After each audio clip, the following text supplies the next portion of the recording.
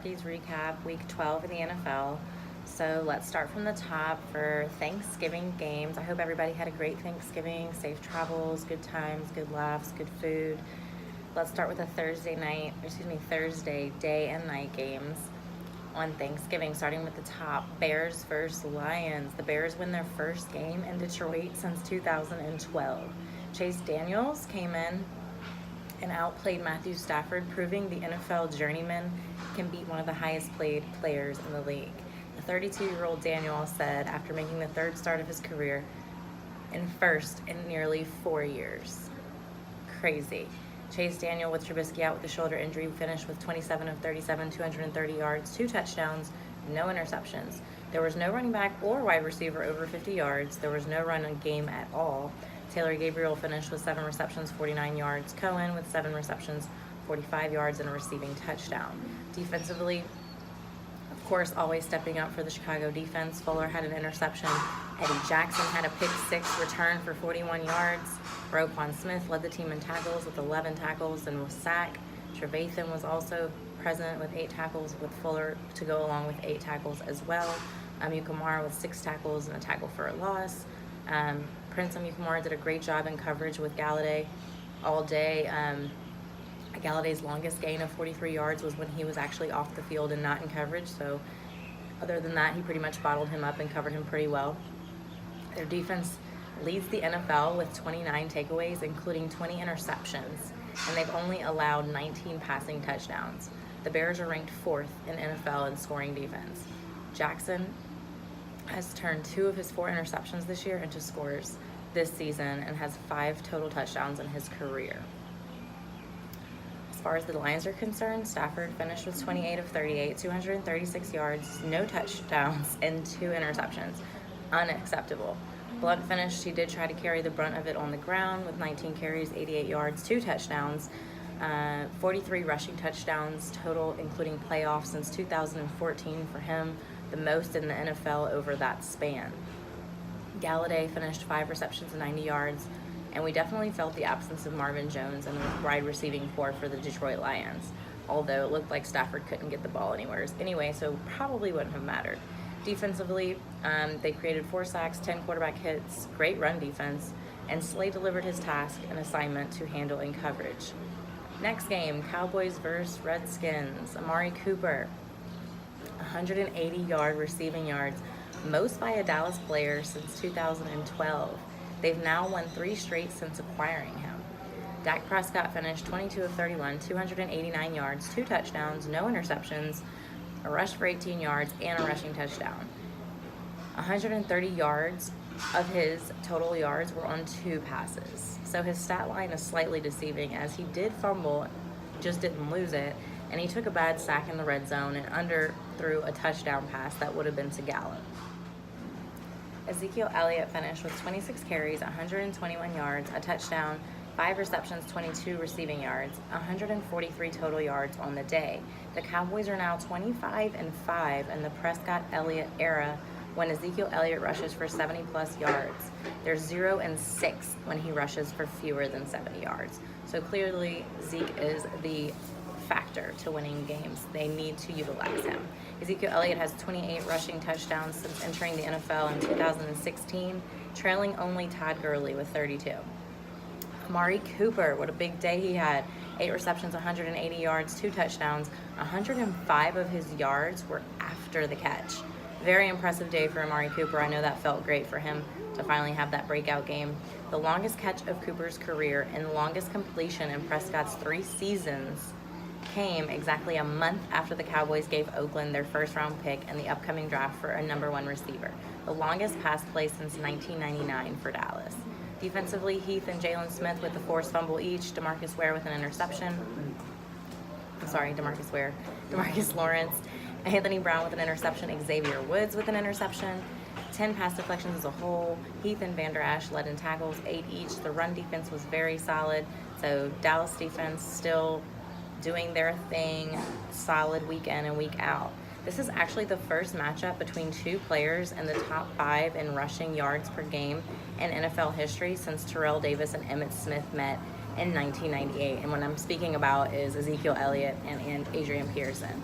So let's talk about the Redskins. McCoy came in, now in for the hurt Alex Smith, right?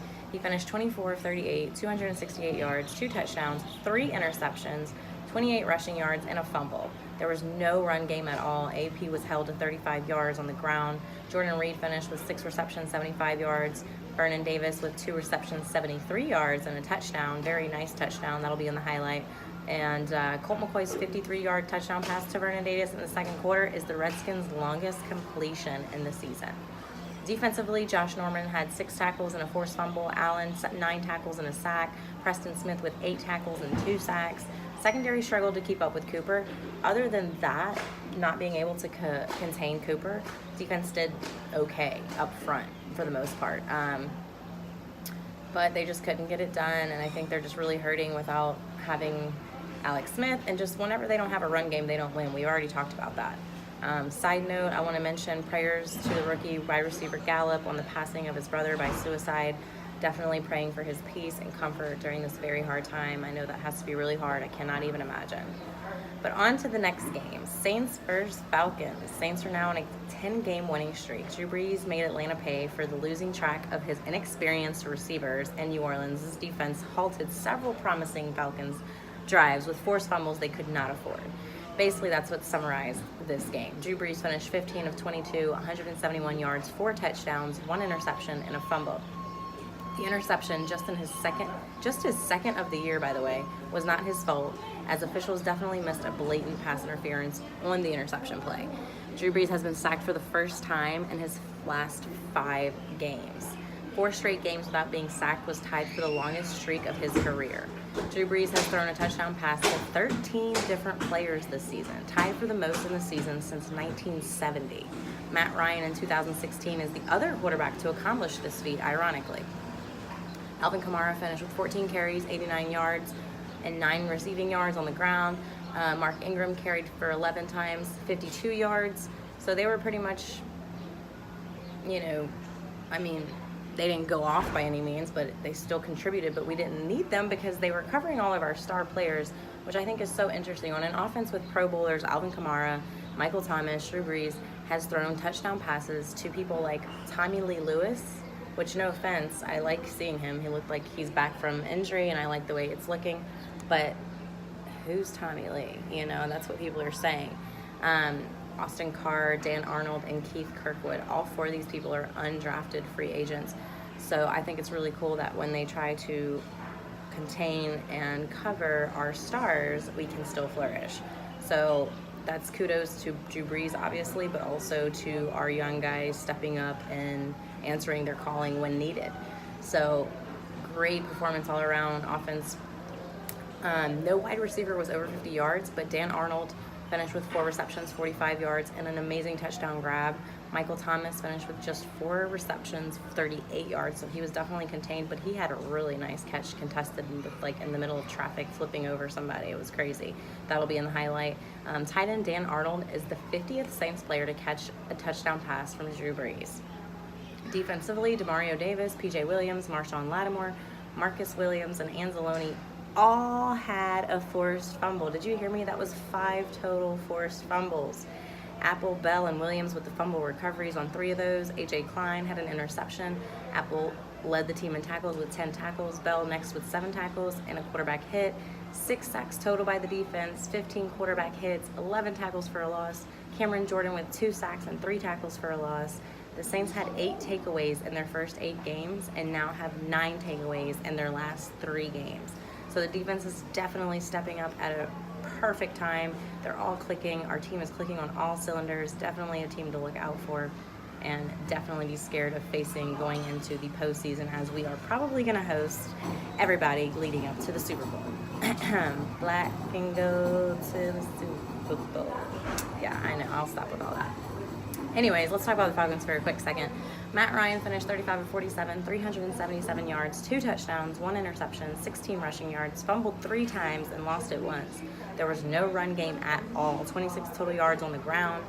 Julio Jones finished with 11 receptions, 147 yards. Calvin Ridley finished with 8 receptions, 93 yards, and a touchdown. Sanu with 4 receptions, 74 yards. Jones and Ridley both lost a fumble as well. Julio Jones has 100-plus receiving yards in 6 straight games, the longest active streak in the NFL and the longest streak in Falcons history.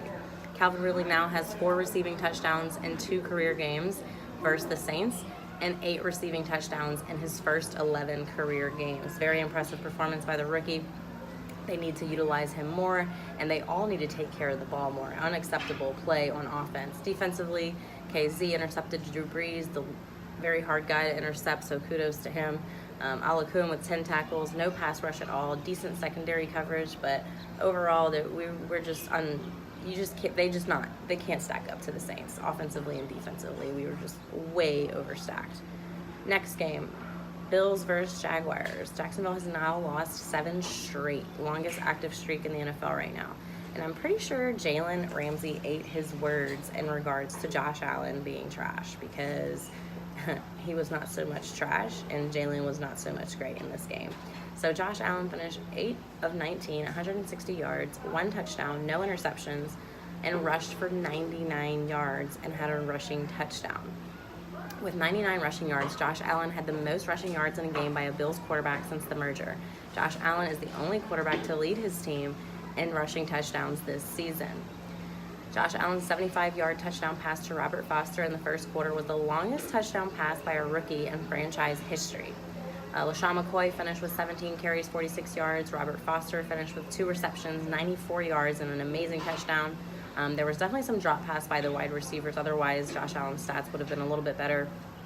Defensively, Poyer and Milano both had an interception. Poyer led the team in tackles with 10. Alexander had 8 tackles and a sack, 2 tackles for a loss. Kay Williams had 7 tackles and 2 sacks. So great defensive performance from them as well. Jaguars are on to a very sad streak here. Bortles was 12 of 23, 127 yards, 1 touchdown, 2 interceptions. He rushed for 39 yards. The Jaguars had the most rushing yards in a loss in franchise history. They finished with 226 rushing yards on the ground. So to have the most rushing yards in a loss in franchise history, that just shows how bad this squad is dwindling right now. Fournette had 18 carries, 95 yards, and 2 touchdowns, and 3 receptions, 13 yards, 108 total yards on the day, and that was before getting ejected and now suspended for that altercation that broke out.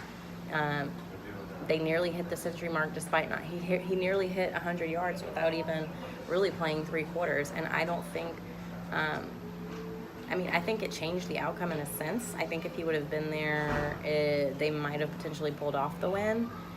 So that's a huge thing, and I think he's already owned up to that loss and took it on his back. I think if he would have been in the game, it's too hard to say, but I think it would have made a difference, honestly, because he was their only thing flourishing.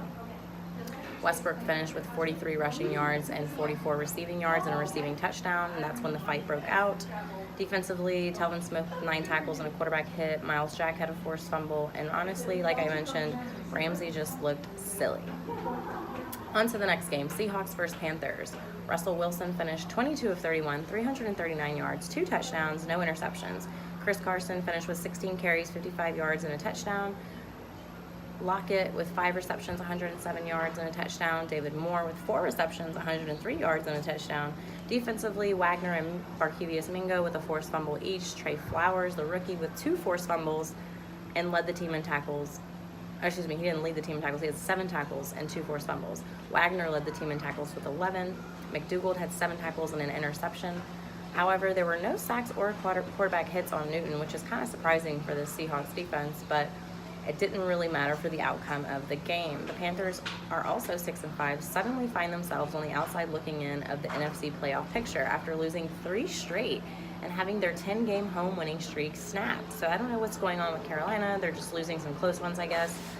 Cameron Newton finished with 25 of 30, 256 yards, 2 touchdowns, an interception, and a rush for 63 yards. So he still did good. It's not really his fault. Cam Newton has a passer rating of 100+ in 6 games straight, tied for the second longest single season streak in the last 10 seasons. Cam Newton now has 2+ passing touchdowns in 10 straight games, the second longest active streak in the NFL. So like I said, he's doing his part, I think, for the most part. I'm just not sure. I think really what it came down to in this game was the injury on defense. We'll get to that in a second. How about let's talk about McCaffrey.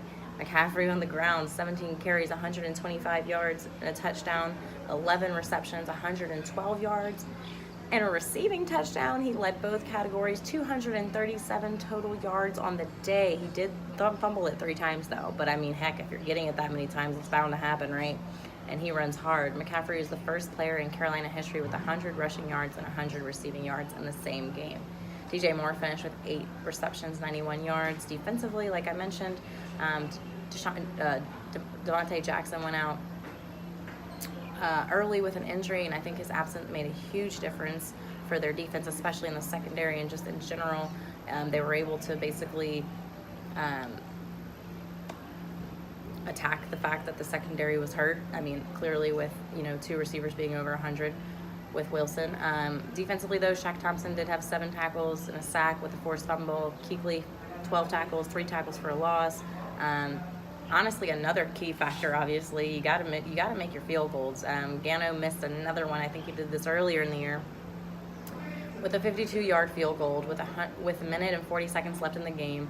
That would have given the Panthers the lead. It's the 2nd straight week that Gano has let the Panthers down.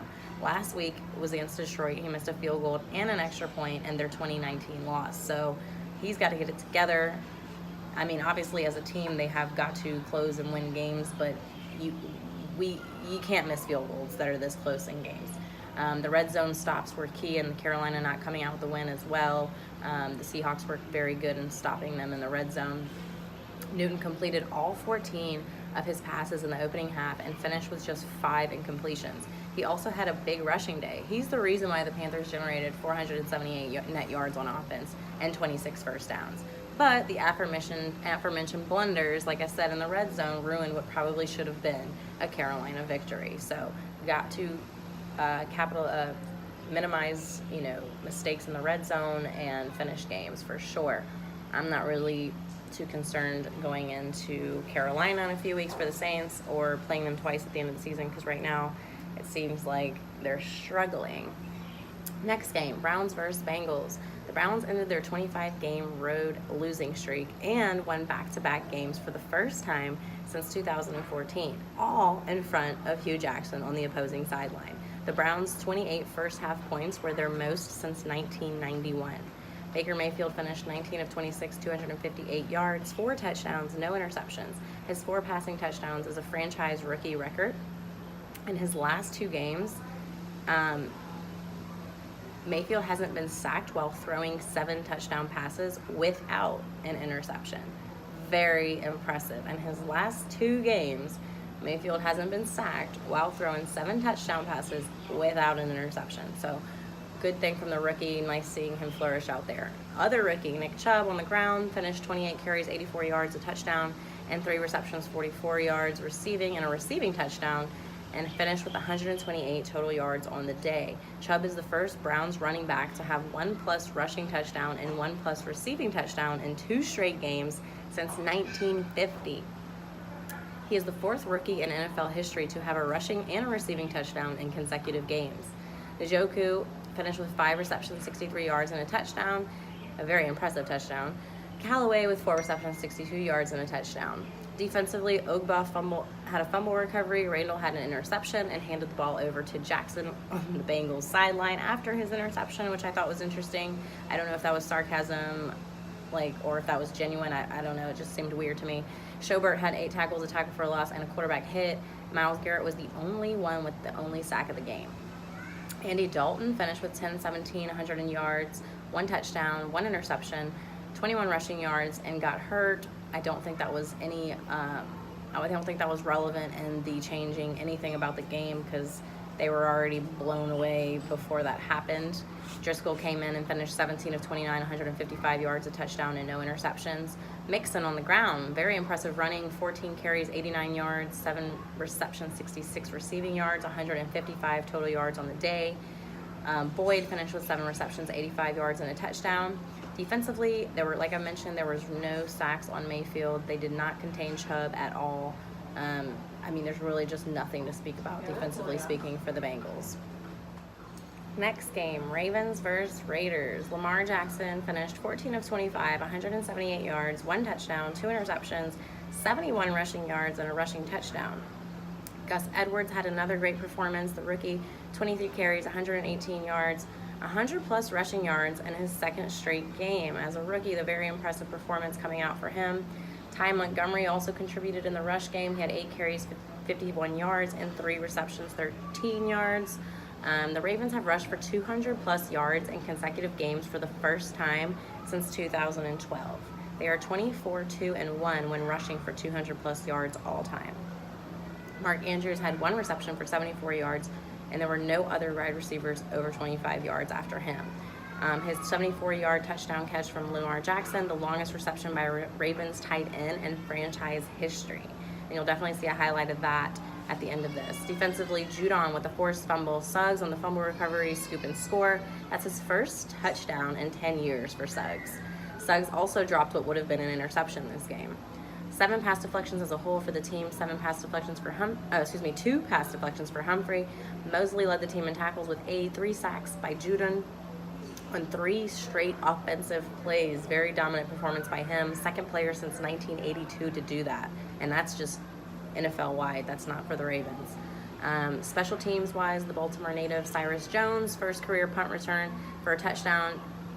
And it was also the first one returned for a touchdown since week 5 when Shaquem Grant did it. As far as the Raiders are concerned, Derek Carr finished 16 of 34, 194 yards, 1 touchdown, no interceptions, and he also lost a fumble. Doug Martin finished with 11 carries, 51 yards, and a touchdown. The highest wide receiver was Seth Roberts with 2 receptions, 54 yards. Defensively, Reggie Nelson with an interception, Gilchrist with an interception. Whitehead had 14 tackles, no quarterback pressures at all, only 1 sack and 1 quarterback hit. Just not much to speak about for the Raiders. What can you say? They're just getting ready for next year, I guess. Next game, Patriots versus Jets. At the start of this game, I thought for a second the Jets might be able to hang, and then the Patriots just did Patriot-like fashion and took off with it. Brady hit most passing yards in NFL history, including playoffs, passing Manning at 79,279 yards. Brady finished 20 of 31, 283 yards, 2 touchdowns, no interceptions, no sacks, missed targets, and overcame mistakes. Sony Michel did great on the ground. The rookie, 21 carries, 133 yards, and a touchdown. James White helped as well with 9 carries, 73 yards. 79 of Sony Michel's 133 rushing yards were gained after contact. Most yak by Michel this season. Edelman finished 4 receptions, 84 yards, and a touchdown. Josh Gordon finished 5 receptions, 70 yards. Gronk finished 3 receptions, 56 yards, and a touchdown.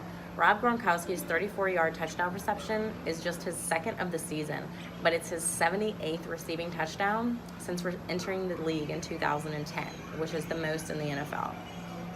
Defensively, Gilmore with an interception. Chung led the team with tackles, 13 tackles, and as a whole, they had 2 sacks and 13 quarterback hits. As far as the Jets are concerned, McCown now in for quarterback, 26 of 45, 276 yards, 1 touchdown, 1 interception. He was sacked 2 times and rushed for 25 yards. There was absolutely no running game whatsoever. And Nunwa had 4 receptions, 73 yards, and Kearse had 6 receptions, 66 yards, and a touchdown. Defensively, Jamal Adams, LSU, was absolutely great in coverage. He had 3 pass deflections, 10 tackles. Avery Williamson, as usual, week in and week out, always leading the team in tackles with 11 tackles. No pass rush at all or pressure on Tom Brady. Run defense definitely struggled a little bit as well, obviously with Michel and White going off. The Jets have not had a takeaway in 5 straight games. This is the longest active streak in franchise history. So they have got to step it up. At the beginning of the year, they were takeaway kings. Next game, Eagles versus Giants. The injury-depleted defense held on long enough for Carson Wentz and the Philadelphia's newfound rushing attack to rally and get the win. Jake Elliott kicked a 43-yard field goal with 22 seconds remaining, and the Eagles beat the New York Giants 25-22 on Sunday after trailing 12-0 early and then 19-14 in the 4th quarter. Wentz finished 20 of 28, 236 yards, 1 touchdown, no interceptions, and struggled to connect with his wide receivers. Josh Adams on the ground, 22 carries, 84 yards, and a touchdown. Corey Clement also contributing 5 carries, 45 yards, and 2 receptions, 31 yards. Zach Ertz, 7 receptions, 91 yards, and a touchdown. Defensively, Malcolm Jenkins had 6 tackles, a forced fumble, an interception, return for 25 yards, and he's really the only thing to talk about on their defense this game. As far as the Giants go, Manning finished 26 of 37, 297 yards, a touchdown, an interception, 2 sacks. Saquon Barkley finished with 13 carries, 101 yards, and a touchdown, and 7 receptions, 41 receiving yards, and a receiving touchdown, 142 total yards on the day. He now has 12 touchdowns this season, and he's tied a franchise rookie record. Saquon Barkley is just the second player since the merger with 100-plus scrimmage yards and 10 of his first 11 career games. The only other person to do this was Eric Dickerson. Great name and company to be with, right? Odell Beckham Jr., 5 receptions, 85 yards. And what really bothered me about this game is he only got that much, and they didn't really target him with. He got 5 catches against an injury-depleted defensive backfield for the Eagles. I mean, backups were in. I mean, names we don't even know, and we weren't targeting and like taking advantage of that. It just kind of like bothers me a little bit, and I'm sure he's frustrated with it. Ellison also had 4 receptions, 77 yards. Defensively, Landon Collins led the team in tackles with 9 tackles, 2 tackles for a loss, quarterback hit. Honestly, there was no linebacker presence at all, and that hurt them in the middle of the field, as Ertz definitely took advantage of that. Penalties hurt them as well, as missed calls on Odell Beckham Jr. and Saquon Barkley in the red zone and end zone. That would have definitely made a difference in this game. But also, another thing that was weird to me is they stopped utilizing Barkley in the second half. He only had 5 touches, which seems strange considering he was going off in the first half. Maybe they are just going to start purposely losing. I don't know. Either way, it's a sad situation for the people that are involved because, you know, there's people like Odell Beckham and Saquon Barkley, like, that are absolute stars, and they're just having to be restrained, you know? Like, that's a horrible feeling. But anyways, next game, Bucs vs. 49ers. Jameis Winston finished 29 of 38, 312 yards, 2 touchdowns, no interceptions, 24 rushing yards. He's definitely been improving over the last 2 games for sure. This game marks the most attempts, 38 for Jameis Winston in a game with no picks since Week 5 last season versus New England, when he completed a career-high 46 passes without an interception. So like I said, some improvements there for him. Peyton Barber on the ground, 18 carries, 47 yards, and a touchdown. Rodgers with 5 carries, 31 yards, and 4 receptions, 31 yards. Mike Evans with 6 receptions, 116 yards. He now has 1,000-plus receiving yards in each of his first 5 seasons. He joins Randy Moss and A.J. Green with that. Adam Humphries finished with 6 receptions, 54 yards, and a touchdown. Defensively speaking, Nassib had a strip sack. Isaiah Johnson had 6 tackles and an interception. Ryan Smith had an interception. Whitehead led the team in tackles with 11 tackles, 2 pass deflections, 4 sacks, and 10 quarterback hits as a whole for their defense. First game with a takeaway for their defense in 8 games. So that's good that their depleted defense is stepping up a little bit, as well as Winston minimizing turnovers. So that could be a good look for them. Mullins, however, the hero, has now just dwindled. 18 of 32, 221 yards, 1 touchdown, 2 interceptions, and a fumble. Matt Breida still going strong, 14 carries, 106 yards, 3 receptions, 34 receiving yards, and 140 total yards on the day. He's the first 49ers player with consecutive 100-yard rushing games since Frank Gore in 2014. Dante Pettis finished with 4 receptions, 77 yards, and a touchdown. As far as defensively speaking for the 49ers, Fred Warner and Elijah Lee had 7 tackles and a pass deflection each. Buckner had 5 tackles and a sack. Reuben Foster, I need to talk about him for a quick second. I know I have a lot to talk about today, but I think it's absolutely ridiculous. He was arrested Saturday night in Tampa at the team hotel over domestic violence. This is now his 2nd or 3rd charge of domestic violence. I mean, this is just ridiculous. It's just absolutely crazy to me that he can be arrested for this away at a home site, not at a home site, for the 2nd or 3rd time the night before a game. So where's your head at, first of all? Second of all, you get let go, and within 24 hours, he's picked up by the Redskins. So what message are we sending? What is the league sending? What messages are we sending to society, to young kids, whatever, that we will let somebody who beats women continue to get chances in the NFL, continue to play and not be sacrificed, and by any means, but yet we have somebody who is standing for their rights and for social injustices, etc., and is a great stand-up guy and law-abiding citizen, be blue-balled, blackballed, whatever, blacklisted, whatever you want to call it, from the NFL. He is still sitting on a couch, not really figuratively speaking, obviously, because he's doing a lot. He's very active in this movement. But my point is, he hasn't gotten a call with so many teams that are in dire straight needs of a quarterback. As you can see, this is one of the team right here, the team he left, 49ers, that need a quarterback. So it really bothers me that we will continue. I mean, and I hate to like trash talk people because, you know, I believe in second chances and I believe not every story is true and there's two sides. But somebody even like Tyreek Hill or Mixon, we're quick to forget. These guys beat their girlfriends. He'll beat his pregnant girlfriend. That is a problem. And we are all praising him because he is very exciting to watch. But like, why are these people having the chance to play, and people like Kaepernick, who stand for something right, who stand for their rights, who stand for injustice, are banned from the league? Like, that's so flat out ass backwards. I have a serious problem with it. But let's move forward. Chargers versus Cardinals. Rivers completed the first 25 passes were completions. NFL record. Rivers tied the NFL mark for consecutive completions and broke records for the most to start a game and the highest completion percentage in a game. Rivers was 19 of 19 in the first half for 187 yards. The last perfect half with 15 or more attempts was Warren Moon in 1998. So great performance by Phillip Rivers, the OG still going strong. He finished 28 of 29, 259 yards, 3 touchdowns, no interceptions. Very efficient, even with losing a fumble.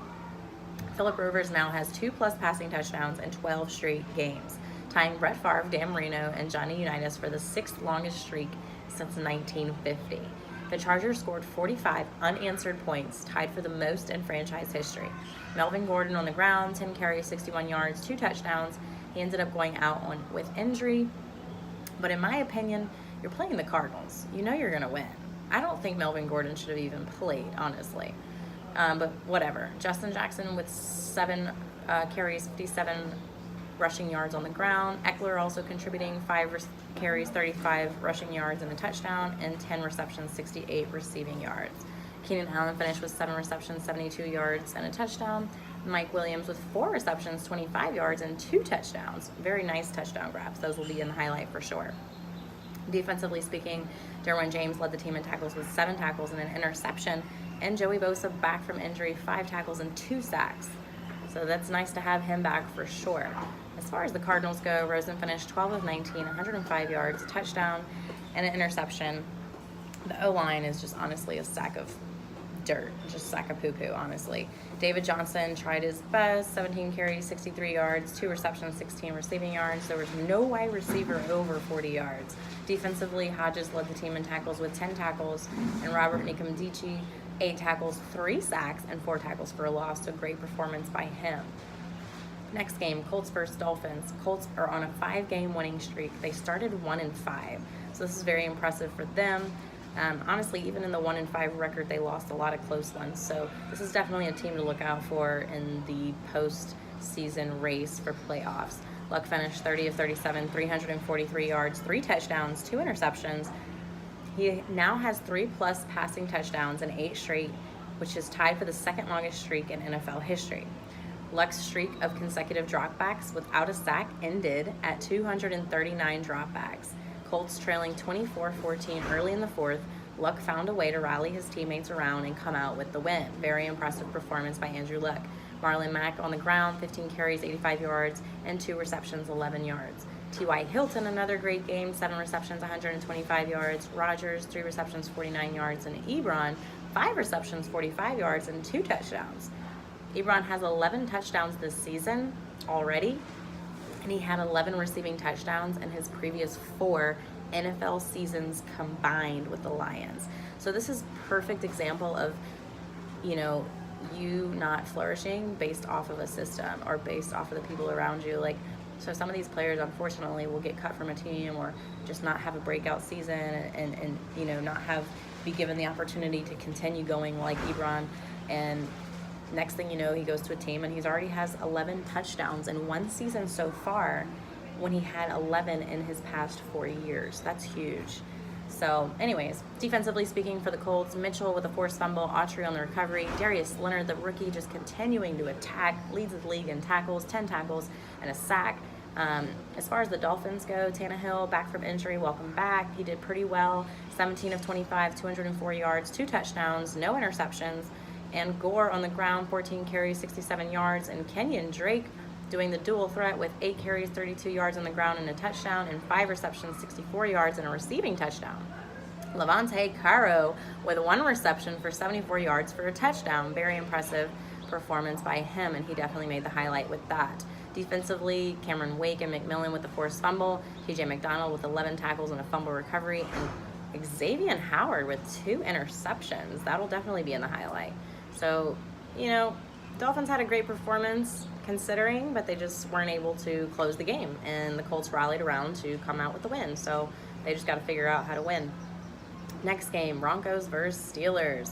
If you were to look at the overall team numbers, you'd probably say Denver lost this game, as they had the ball 25 minutes to the Steelers 35 minutes and were out yardaged 527 yards to 308, as they allowed Big Ben to complete 41 of 56 passes for 462 yards. But as soon as you look at the turnovers and where many of them happened on the field, you stop wondering how Denver was able to pull out this victory. They allowed 527 total yards, the most in franchise history since 1986, and the most with a win, still coming out with a win in franchise history. Case Keenum finished with 15 of 28, 197 yards, 2 touchdowns, no interceptions. Philip Lindsay, the rookie, on the ground, 14 carries, 110 yards and a touchdown. Emmanuel Sanders, 7 receptions, 86 yards and a touchdown. Philip Lindsay has the most rushing yards by an undrafted rookie through 11 games since the NFL merger, so that's really impressive for this rookie to come out in such circumstances and emerge like a star. Defensively speaking, for Denver, they definitely dominated and came up with some key things and key areas to come out with the win. Shelby Harris pretty much sealed the game with the interception in the end zone at the end of the game when they were about to come back and basically win. 1 sack and 3 quarterback hits for him as well on the game. Will Parks with a clutch forced fumble in the end zone as well. Von Miller with a sack. Roby with a forced fumble. Stewart on the recovery. Chris Harris with an interception. Davis led the team in tackles with 10. Simmons with the blocked field goal and 8 tackles. So just a huge performance defensively that came up clutch to get them the win. Big Ben finished 41 of 56, 462 yards, a touchdown, 2 interceptions. And this is now his 6th 450-yard passing game, which is an NFL record. He had 25 completions by halftime, the most in the first half in the regular season by a Steelers quarterback since 1960. Connor finished with 13 carries, 53 yards, lost a fumble, and 4 receptions, 42 yards. So definitely not one of his better days for sure. Juju finished with 13 receptions, 189 yards, and a touchdown. Crazy week for him. I feel like that's every week for him now. Antonio Brown with 9 receptions, 67 yards. Switzer with 6 receptions, 67 yards, and he fumbled twice, which were key fumbles. Juju's 97-yard touchdown is the longest play from scrimmage this season and longest in NFL since it's his 97-yard touchdown last year. He has 2 95-plus yard receiving touchdowns in his career, tied for the most in NFL history. Antonio Brown has also become the fastest player to reach 800 career receptions in NFL history in 126 career games. Boswell faked the field goal with a touchdown pass to Villanova, the O-lineman. First Steelers O-lineman to catch a touchdown pass since 1983. I thought that was pretty cool. But honestly, 4 fumbles on offense and key turnovers in the red zone cost the Steelers, and defensively, they just didn't do enough. Edmonds led the team in tackles, 9 tackles, Hargrave, Hayward, and Williams with a sack. Steelers' last win in Denver was in 2009, and this is their first loss since September. This game was a clinic, basically, on how to stop a high-powered offense. Yes, you can say the Steelers did much of this to themselves, but the Broncos' defense was up for the task and never let up despite giving up 527 total yards. Turnovers, stop scoring chances, set your offense up in good situations more often than not, and quickly change momentum. And Denver definitely did this and made its own luck this week and executed when needed to. Next game, Vikings versus Packers. Kirk Cousins had a great day with 29 of 38, 342 yards, 3 touchdowns, no interceptions, and it's his 5th game of 300-plus passing yards this season. He's the first Vikings quarterback to do that since Brett Favre did it in 2009. There was absolutely no run game established in this game. No one was over 35 yards on the ground. But who needs that when you have Adam Thielen? He had 8 receptions, 125 yards and a touchdown. Stephon Diggs with 8 receptions, 77 yards and a touchdown. Rudolph with 7 receptions, 63 yards. Adam Thielen now has 9 games with 100 receiving yards this season, which is a team record. And Thielen broke Randy Moss's franchise record for the most 100-yard receiving games in a season on a night in which Randy Moss received his Hall of Fame ring during halftime ceremony. So that was pretty cool to break his record and also have him present to witness. I bet that was kind of bittersweet. Defensively, Sherrills had a fumble recovery, Richardson 7 tackles, 2 sacks.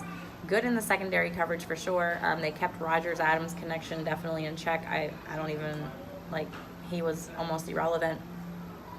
As far as the Packers go, Rodgers finished 17 of 28, 198 yards, a touchdown, no interceptions. Aaron Jones finished on the ground, 17 carries, 72 yards, and a touchdown, and 3 receptions, 21 receiving yards. Aaron Jones has scored 4 rushing touchdowns in his last 3 games and 6 this season. It is the most rushing touchdowns in a season for a Packers player since Eddie Lacy in 2014.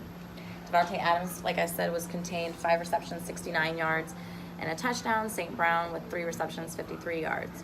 Davante Adams has double-digit touchdowns for the 3rd straight season. First Packers player with such streak since '94. Defensively speaking, Blake Martinez led with 13 tackles. Alexander, Campbell, and Johnson to follow with 8 tackles. Good run defense, just not so good in the secondary. Last game, Monday Night Football, Texans versus Titans. The Texans now have a franchise record 8 consecutive wins. They are definitely on fire and a team to look out for going into the postseason.